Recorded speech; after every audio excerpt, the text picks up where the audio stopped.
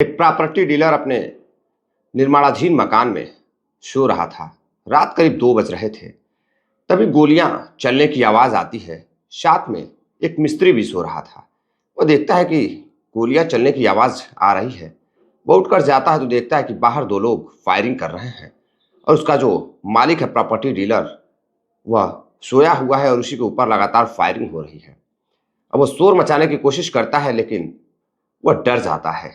वह डर कर वहाँ छुप जाता है और जैसे ही वह दोनों जो किलर रहते हैं, सुपारी किलर रहते हैं, वो वहाँ से भागते हैं, फ़ौरन ही वह पुलिस को फ़ोन करता है। पुलिस को फ़ोन करता है, मौका वारदात पर पुलिस पहुँचती है। देखती है कि जो प्रॉपर्टी डीलर है उसकी मौत हो चुकी है। एक के बाद एक कई गोलियाँ लगी हैं। उसकी बॉडी को पोस्टमार्टम के लिए भेज दिया जाता है। घर वालों को सूचना दी जाती है। घर वालों में पत्नी जो कि पुराने मकान पर रहती थी, जैसे ही उसको पता चलता है कि उसके पति का कत्ल कर दिया गया है, वह दौड़ती हुई अपने नौकर के साथ आती है। उसका रो रो कर बुरा हाल रहता है। वह बेहद परेशान रहती है। देखते ही देखते लोगों का मजमा लग जाता है। रात में करीब 2 बज रहे थे। लोगों को पता चलता है कि पास में गोली चली है। जो भी सुनता वो मौके पे पहुंचता और घटना को सुनकर सभी लोग हैरान रह जाते। अब सभी लोग यह जानने की कोशिश कर रहे थे कि आखिर इस प्रॉपर्टी डीलर की किसी से क्या दुश्मनी थी, इसको गोली क्यों मारी गई और इतनी रात में ये सुपारी किलर आए कहां से थे। अब पुलिस जांच पड़ताल करती है। जांच पड़ताल कर कुछ महीनों बाद जब खुलासा करती है तो एक ऐसी हकीकत सामने आती है जो बेहद ही शर्मसार कर देने वाली रहती है। तो नमस्ते, प्रणाम। मैं आपका अपना विशु राय हाजिर हूँ विशु वारदात तक की एक और नई कहानी के साथ। आज की कहानी प्रॉपर्टी डीलर और एक नौकरानी और उसके पत्नी की है। दरअसल कहानी शुरू करें उससे पहले मैं कुछ बात आपको बता दूं। बहुत सारे साथी चैनल पर आते हैं और वीडियो देखते हैं और काफ़ी अच्छा कमेंट करते हैं। जो भी कमियां होती हैं उन कमियों के बारे में भी बताते हैं, तो मैं उस पर सुधार करता हूं। लेकिन कुछ लोग ऐसे भी होते हैं जो बिना वीडियो को पूरा देखे ही अपना निर्णय लेते हैं और उल्टे सीधे कमेंट करते हैं, बहुत कुछ लिखते हैं। लेकिन मैं उन साथियों को कहना चाहूँगा कि प्लीज़ आप लोग, निवेदन है आप उन सभी साथी से जो इस तरह के घटिया कमेंट करते हैं, कि आप पहले वीडियो को पूरा देखा करें। कहानी काल्पनिक है या सही है, इसका निर्णय आप बाद में लिया करें। बिना कहानी को देखे ही आप निर्णय ना लिया करें। और हो सके तो आप सभी साथी सपोर्ट भी करें, अपना जो भी कमी हो वीडियो में उसको बताएं। आप सभी साथियों के सहयोग से ही यह चैनल चल रहा है और मैं आप जो भी कमेंट करते हैं उसको पढ़ने के बाद मैं कहानी में जो भी कमियां होती हैं मैं उसको सुधारने की कोशिश करता हूं। तो आते हैं आज की कहानी पर। दरअसल मैं जो आज आपको कहानी सुनाने जा रहा हूं, यह कहानी है हरियाणा के गुरुग्राम की। गुरुग्राम में एक जगह लगती है पालम बिहार। पालम बिहार में एक लड़की जिसका नाम नीतू रहता है। नीतू बेहद ही खूबसूरत लड़की रहती है। खूबसूरती की धनी नीतू अपने कॉलेज में पढ़ाई के समय में भी कई लड़कों से बातें करती थी। अब यह सब देखते हुए एक दिन जब वह घर पे बातें कर रही थी तो उसके पिताजी उसको बात करते हुए देखते हैं। तो उन्हें लगता है कि अब बेटी बड़ी हो चुकी है, बेटी की शादी कर देनी चाहिए। अब नीतू की शादी के लिए वह रिश्ता ढूंढने लगते हैं, लेकिन कोई अच्छा रिश्ता दिखाई नहीं दे रहा था। एक दिन एक रिश्ता आता है और उनसे बातचीत होती है तो लड़के के जो पिताजी रहते हैं और जो अब बीच बिचौलिया होता है, जिसे हम अपनी भाषा में अगुआ कहते हैं, अगुआ कहता है कि देखिए इनको दहेज तो चाहिए, लड़का भी इंजीनियर है। और जब दहेज की बात आती है तो करीब 10 से 12 लाख रुपए दहेज मांगा जाता है। अब नीतू के पिताजी इतने पैसे वाले नहीं रहते हैं। अब वो सोचते हैं कि इतना पैसा हम अपनी बेटी को कैसे देंगे, इतना दहेज कहाँ से देंगे। अब वो शादी से मना कर देते हैं। अब एक दिन और एक रिश्ता आता है। उसमें लड़का थोड़ा सांवला रहता है लेकिन वह दहेज की बात नहीं करते और लड़का आर्थिक रूप से भी थोड़ा कमजोर रहता है। लेकिन नीतू के पिताजी सोचते हैं कि अब उनकी बेटी ऐसे घर में जाएगी तो फिर वो खुश नहीं रह सकती है। अब वो उस रिश्ते को भी मना कर देते हैं। कुछ समय और गुजरता है, तभी पता चलता है कि पालम बिहार का लोरी में एक प्रॉपर्टी डीलर है जिसकी शादी नहीं हुई है, उम्र 35 साल है, जिसका नाम धर्मेंद्र है। धर्मेंद्र ठीक ठाक काफ़ी अच्छा पैसे वाला है और देखने में भी ठीक ठाक है और इकलौता लड़का है, काफ़ी अच्छी प्रॉपर्टी है। अब वो रिश्ता लेकर अगुआ उनके घर जाता है, नीतू के पिता से बातचीत करता है तो नीतू के पिता कहते हैं कि ठीक है, लड़का अकेला है और उसके पास काफ़ी अच्छे पैसे हैं, तो उनकी लड़की उनके घर जाकर बेहद खुश रहेगी। बातचीत होती है, जब दहेज की बात आती है तो धर्मेंद्र के घर वाले कहते हैं हमारे पास पैसा बहुत है, भगवान ने मुझे सब कुछ दिया है, मुझे एक अच्छी बहू चाहिए। अब नीतू के पिताजी बहुत खुश होते हैं। शादी की बात आगे बढ़ती है और 2022 में ही फरवरी महीने में दोनों की शादी कर दी जाती है, नीतू और धर्मेंद्र की। दोनों काफी खुश थे। कुछ समय और गुजरता है, तभी अब लड़की घर पर अकेली रहने लगती है, नीतू। और जो लड़का रहता है धर्मेंद्र, उसका पति, वह दिल्ली में बाहर जाकर प्रॉपर्टी डीलिंग का काम किया करता था। अब समय नहीं मिल पा रहा था, वो घर पर समय पत्नी को नहीं दे पा रहा था। इसी बीच घर पर सास ससुर से पत्नी की हू टू होने लगती है, किसी बात को लेकर झगड़े शुरू हो जाते हैं। अब झगड़ा बढ़ता हुआ देख प्रॉपर्टी डीलर धर्मेंद्र पत्नी को समझाने की कोशिश करता है, बातचीत करता है, तो नीतू कहती है कि देखिए, यह घर का मामला है, यहाँ तक तो सही है, लेकिन आप घर आते नहीं हैं और घर पर क्या हो रहा है बिना वजह जाने आप मुझे इस तरह से क्यों बोल रहे हैं। वो अपनी पत्नी को डांटता, हमेशा डांटता रहता, समझाता रहता। पत्नी कहती है मैं यहाँ नहीं रह पाऊंगी, मैं आपके साथ रहना चाहती हूँ। अब इस पर धर्मेंद्र कुछ सोचता है और कुछ दिनों बाद अपने पत्नी को लेकर एक अपने पुराने मकान पर, जहाँ दिल्ली में वह रहता था, दिल्ली में उसको शिफ्ट कर देता है। अब वहाँ वह रहने लगता है। कुछ दिनों बाद अब अकेली पत्नी रहती नीतू, काम धाम में भी उसको समस्या होती, पैसे की कमी कोई रहती नहीं। तो धर्मेंद्र एक नौकरानी ढूंढ कर लाता है और काम पर लगा देता है। नौकरानी अक्सर काम करती। इसी बीच नीतू जो है घूमने के लिए भी दिल्ली शहर में अकेले ही जाया करती थी। जब भी समय मिलता पति के साथ जाती, नहीं तो अकेले ही घूमा करती थी। एक दिन जब वो घूम कर आती है तो देखती है कि कमरे में उसका पति धर्मेंद्र और नौकरानी दोनों अकेले हैं, कुछ बातें चल रही है। अब वह दरवाज़ा खटखटाती है तो धर्मेंद्र दरवाज़ा खोलता है तो वह सन्न रह जाता है, क्योंकि कमरे के बाहर उसकी पत्नी खड़ी थी। अब पत्नी पूछती है अपने नौकरानी से और पति से, तुम दोनों अंदर क्या कर रहे थे। पति कहता है घर की सफाई चल रही थी तो मैं भी हाथ बटा रहा था। अब इस पर पत्नी कुछ नहीं बोलती है। कुछ दिनों बाद जब वह घूमने के लिए दिल्ली के एक पार्क में जाती है तो वह देखती है कि उसका पति और नौकरानी दोनों साथ बैठे हुए हैं। अब यह देख वह झल्ला जाती है और अपने पति को फोन करती है। उसका पति फोन रिसीव करता है। पत्नी पूछती है तुम कहाँ हो।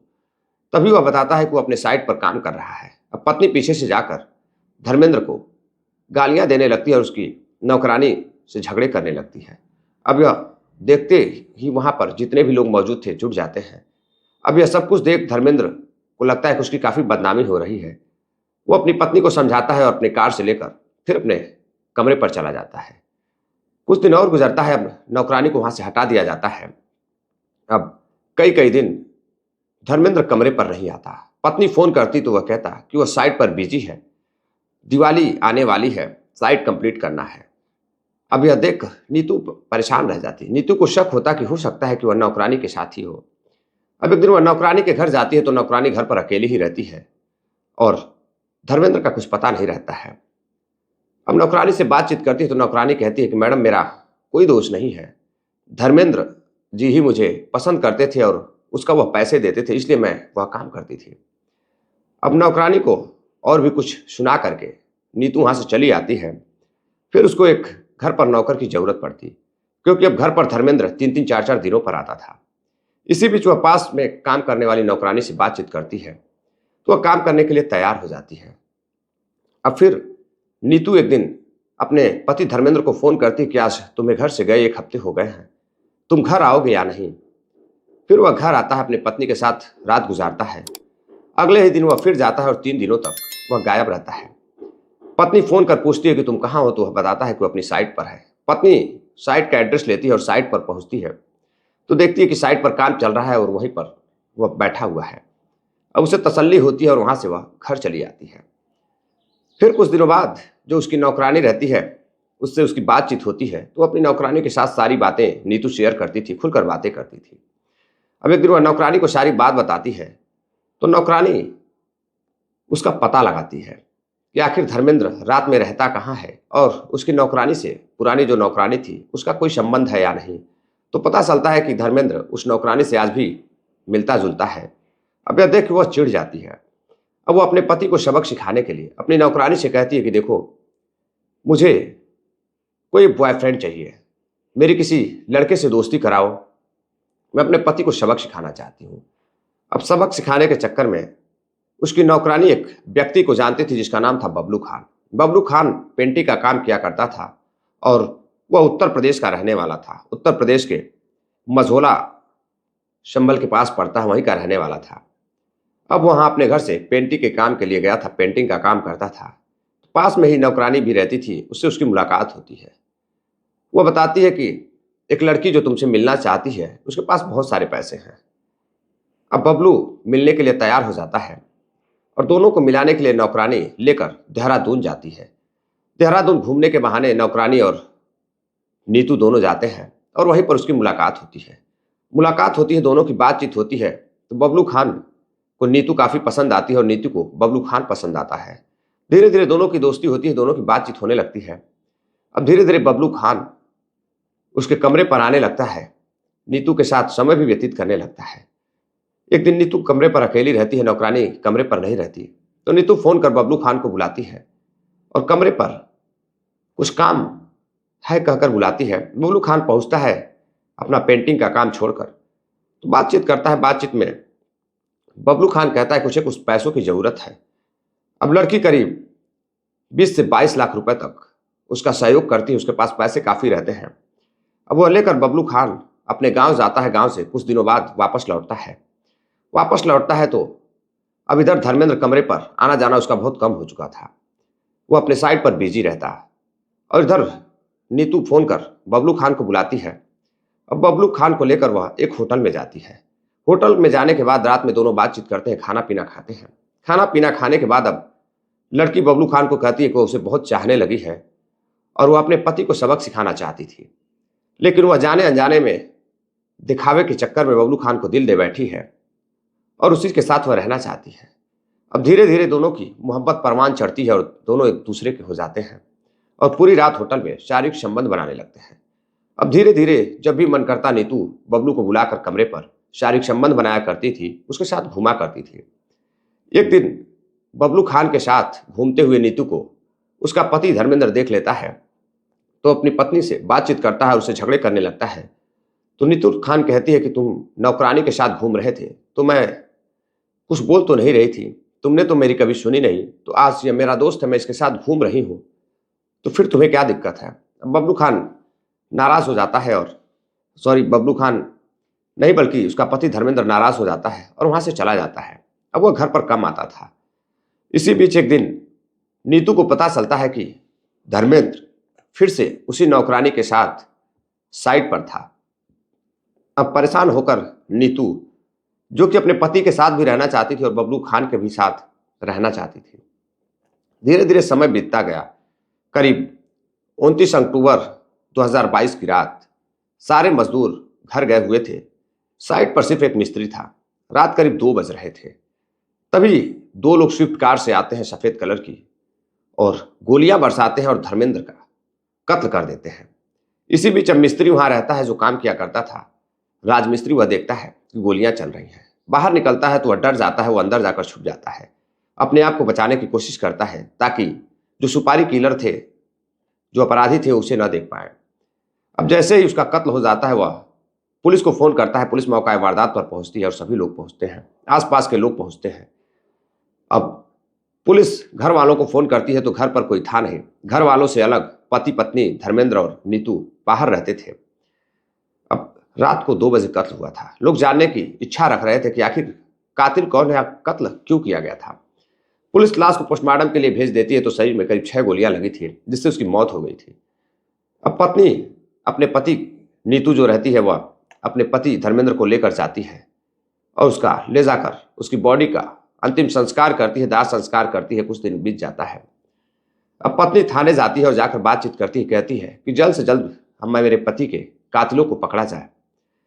अब पुलिस सीसीटीवी फुटेज जो लगी थी, सीसीटीवी फुटेज में देखती है, जो कैमरा लगा था, कि कैमरे में 2 व्यक्ति रात को 2 बजे स्विफ्ट कार से आते हैं। 2 लोग सवार है, उतरते हैं, मुंह बंधा हुआ था और फायरिंग कर निकल जाते हैं।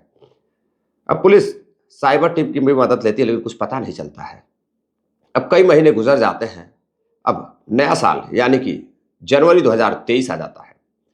अब इसी बीच पुलिस के हाथ कुछ लग नहीं रहे थे और जो पत्नी थी अब वो अभी केस को ढीला छोड़ अपने कामों में व्यस्त थी। वह बबलू खान के साथ अपने प्रेमी के साथ घूमा करती थी।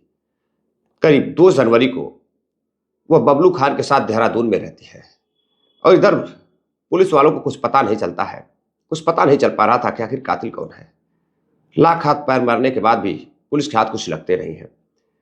तभी धर्मेंद्र के पिताजी जाते हैं 2 जनवरी की सुबह और पुलिस से बातचीत करते हैं और कहते हैं कि मुझे शक है कि मेरी पत्नी ने ही कत्ल करवाया है, क्योंकि ना तो वह घर आती है और ना अपने मम्मी पापा के पास जाती है, यानी कि नैहर जाती है मायके में। उसका कुछ पता नहीं चल रहा है। अब पुलिस को शक होता है उसकी पत्नी पर। अब पुलिस उसका कॉल डिटेल्स निकालती है तो पता चलता है कि वह लोकेशन भी ट्रेस करती है तो पता चलता है कि वह इस समय देहरादून में है। अब उसकी फोन पर जितने लोगों ने कॉल की थी, अब उनकी कॉल डिटेल्स पुलिस निकालती है तो पता चलता है कि एक बबलू खान नाम का यूपी का रहने वाला लड़का, उसके साथ उसकी लोकेशन ट्रेस की जा रही है, वो भी देहरादून में, दोनों एक साथ है। और फिर उस पर जिस दिन कत्ल हुआ था बबलू खान के फोन पर भी एक कॉल आई थी जिसका नाम रहता है मोहम्मदुद्दीन। मोहम्मदुद्दीन जो है यूपी संभल का ही रहने वाला होता है। दोनों एक ही गांव के आसपास के रहने वाले होते हैं, बबलू खान और मोहम्मदुद्दीन, और दोनों ही दिल्ली में पेंटर का काम किया करते थे। कुछ साल पहले बबलू खान की मुलाकात उस पेंटर मोहम्मदुद्दीन से हुई थी तो दोनों की काफी अच्छी दोस्ती थी। अब पुलिस शक के बुनियाद पर मोहम्मदुद्दीन को उठाती है। मोहम्मदुद्दीन का लोकेशन मिलता है, उसे पकड़कर पुलिस ले जाती है, बातचीत करती है तो वह सारी हकीकत बताने लगता है, सारे पर्दे खोलने लगता है। अब वह पुलिस को जो बताता है उसे पुलिस हैरान रह जाती है। अब पुलिस उसकी बातों को सुनकर अब देहरादून पहुंचती है और 2 जनवरी की रात को पत्नी नीतू और प्रेमी बबलू खान को गिरफ्तार करती है। गिरफ्तार कर थाने लेकर आती है। अब नीतू शौक थी कि आखिर पुलिस को उसकी हकीकत कैसे पता चली। बबलू खान की भी शौक था कि दोनों कैसे पकड़े गए, पुलिस आखिर उनके पास पहुंची कैसे। दरअसल जब मोहम्मदुद्दीन पकड़ा गया तो वह बताता है कि करीब 32 से 34 लाख रुपए बबलू खान ने बात की थी नीतू से और नीतू ने 32 से 34 लाख रुपए और करीब 40 से 50 तोले सोने कत्ल के लिए मोहम्मदुद्दीन को दिया गया था। अब मोहम्मदुद्दीन को लगता है कि काफी पैसे मिल रहे हैं, इससे तो उसकी पूरी जिंदगी चल सकती है और वो पकड़ा भी नहीं जाएगा, इसलिए वह कत्ल करने के लिए तैयार हो गया। और मोहम्मदुद्दीन और जो लड़का रहता है बबलू खान प्रेमी, दोनों यूपी के रहने वाले रहते हैं। उस समय वह बबलू खान घर जाता है और मोहम्मदुद्दीन से बातचीत करता है, उसको तैयार कर लेकर दिल्ली आता है। और दिल्ली से जैसे ही गुरुग्राम बॉर्डर पर अंदर घुसता है वैसे ही वो अपनी सिम तोड़कर फेंक देता है, जिससे पुलिस को उसकी लोकेशन ना मिले। लेकिन वह सातिर तो रहता है लेकिन उसे पता नहीं चल पाता है, वह समझ नहीं पाता है कि पुलिस एक ना एक दिन उसके गर्दन तक पहुंच ही जाएगी। अब नीतू और बबलू खान दोनों अपने जुर्म कबूल करते हैं। नीतू बताती है कि वह एक नौकरानी के जरिए बबलू खान से मिली थी और वह अपने पति को जलाना चाहती थी कि वह उसका भी कोई प्रेमी है, क्योंकि उसका नौकरानी के साथ संबंध था। लेकिन इसी बीच वह बबलू खान को दिल दे बैठती है, उसके साथ कई बार होटलों में कमरे पर बुलाकर शारीरिक संबंध बनाए। अब वो उसके साथ रहना चाहती थी, इसलिए उसने बबलू खान के साथ मिलकर अपने ही पति धर्मेंद्र का कत्ल करवा देती है, करीब 32 से 34 लाख रुपए और कई तोले सोने दे करके। पैसे की कमी रहती नहीं है, प्रॉपर्टी डीलर रहता है धर्मेंद्र, उसके पास काफी पैसे थे, जो पैसे थे वह सब पत्नी के पास थे। अब बबलू खान से जब पुलिस पूछताछ करती है तो बबलू खान बताता है कि पैसों की लालच में आकर उसने नीतू से प्रेम संबंध बनाना शुरू किया और आज वह पुलिस के पास है। जाने अनजाने में वो पैसों की लालच में आकर नीतू के कहने पर ही उसने कत्ल किया था। अब पुलिस तीनों को गिरफ्तार करती है, गिरफ्तार कर जेल भेज देती है। अब जैसे ही पिता को पता चलता है, पिता को पहले से ही शक था कि कहीं ना कहीं नीतू का हाथ है, उसकी बहू का हाथ है। अब वो भी शॉक्ड रह जाते हैं कि आखिर समाज क्या कहेगा कि उनकी ही बहू अब उनके अपने खुद के बेटे की कातिल बन जाती है, अपने पति की कातिल बन जाती है। दरअसल साथियों, इस कहानी को सुनाने का उद्देश्य आपको जागरूक करना है, किसी को हैरान परेशान करना नहीं है। इस कहानी पर आपकी क्या राय है जरूर कमेंट करिएगा। कहानी मुझे अच्छी लगी, बहुत सारे साथियों ने इस कहानी को सुना भी होगा, तो मैंने सोचा कि अपने अंदाज में आप सभी साथियों को यह कहानी सुनाऊं। बहुत सारे साथी ऐसे हमारे हैं जो शायद इस कहानी को नहीं भी सुने होंगे। तो साथियों, चलते चलते फारूक शेख हैं, जावेद हैं प्रयागराज से, मोहम्मद मुमताज आलम भाई हैं, रामेश्वर कुशवाहा हैं, राकेश वर्मा हैं, सतीश गुप्ता उत्तर प्रदेश मऊ के रहने वाले हैं, सोहन लाल सेठिया बीवर राजस्थान के रहने वाले हैं, सोहन सुनील चौधरी जी हैं, यह भी सेंट्रल जेल राजस्थान में पुलिस का काम करते हैं। आप सभी साथियों को धन्यवाद, जो भी इतना साथी, आप सभी साथी हमें इतना प्यार सपोर्ट देते हैं। कहानी पसंद आई हो तो ज़्यादा से ज़्यादा शेयर भी करिएगा, लाइक भी करिएगा, सब्सक्राइब भी करिएगा, अपना प्यार दीजिएगा, सपोर्ट दीजिएगा, अपना ख्याल रखिएगा। मिलते हैं एक और नई कहानी के साथ, तब तक के लिए इजाज़त दीजिए। जय हिंद, नमस्कार।